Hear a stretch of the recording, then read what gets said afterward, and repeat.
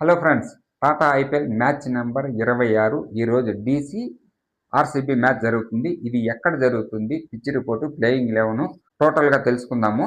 ఇప్పుడు బెంగళూరు చిన్నస్వామి స్టేడియంలో జరుగుతుంది. ఇది మంచి బ్యాటింగ్ పిచ్గా ఉంటుంది.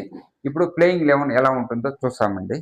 ఇప్పుడు ఆర్సీబీ ప్లేయింగ్ 11 ఎలా ఉంటుందో, Phil Salt, Virat Kohli, Devdutt Padikkal, Rajat Patidar, Jitesh Sharma, Tim David, Romario Shepherd, Krunal Pandya, Bhuvneshwar Kumar, Rasikh Salamdar లేదంటే Jacob Duffy, Suyash Sharma, impact ప్లేయర్గా జస్ హాజల్వుడ్ ఉండే అవకాశం ఉంటుంది. ఇప్పుడు ఢిల్లీ ప్లేయింగ్ 11 ఎలా ఉంటుందో చూస్తాం.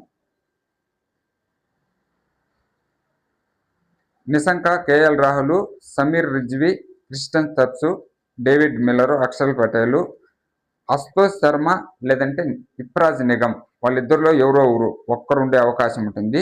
ఔకిబ్ Nabi, Kuldeep Yadav, Lungi Ngidi, T Natarajan, Mukesh Kumar playing 11 ఇలా ఉంటుంది.